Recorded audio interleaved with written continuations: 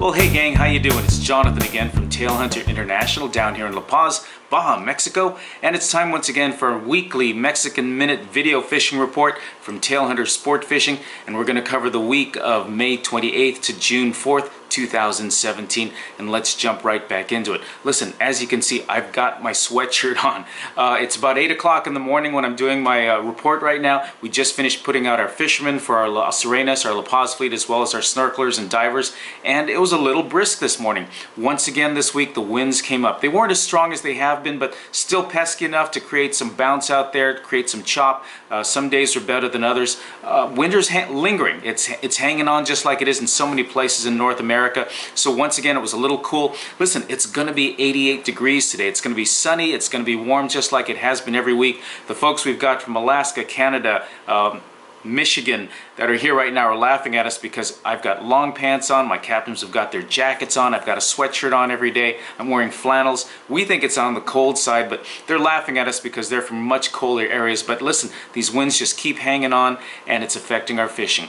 Overall, listen, I'll be real straight with you, it wasn't a great week of fishing. The season just is taking its time to get ready to go. It's just not in full turbo like it should be. Waters are a little cooler than normal, temperatures are a little cooler than normal. So fishing was a little slow, but it was good fishing for various species. And I'm talking big rooster fish, I'm talking wahoo, and I'm talking dorado.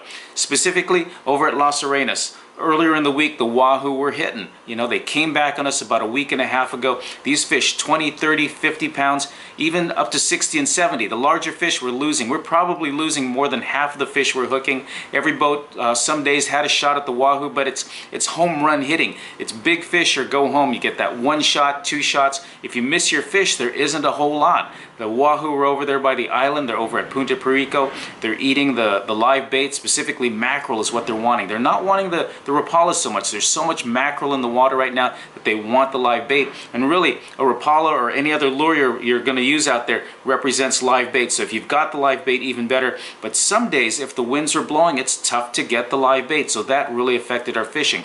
Early in the week, the wahoo bite is what saved us. But once again, if you got the wahoo, great. If you didn't, there wasn't much else. There was some bonita around, there was some pargo, some cabria, some jack crevalle, and that was kind of it. Now, as the week went on, the wahoo sort of went away. There were a lot of pistoleros, a lot of spearfishermen that were out on that high spot there where the wahoo were at the south end of the island. That kind of shut down the bite.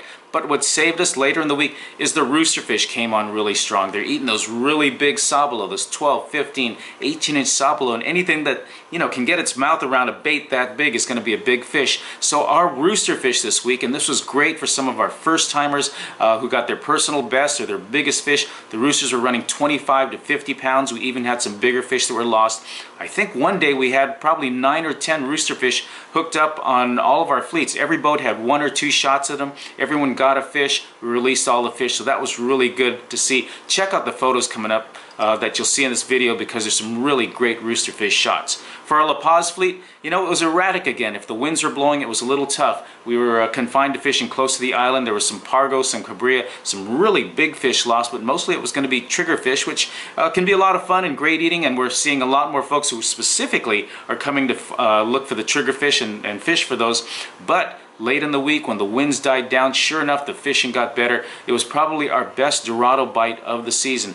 Not big fish, but 10 to 20 pound fish are very respectable, lots of fun. There were some larger fish lost as well. I think the largest fish we got this week were some 20, 25 pound dorado, but some of the captains and some of the clients told me they had some fish that I would estimate were 30 to 40 pound fish, plus some big cabria, some big pargo that were lost around the island. So fishing's picking up as long as these winds stay down, and I think with each progressive week we're going to see better and better winds. Listen, that's going to do it for your Baja Fishing Report down here in La Paz. It's your Mexican Minute coming at you again. I'm Jonathan with Tail Hunter International. Hope to have you down with us real soon.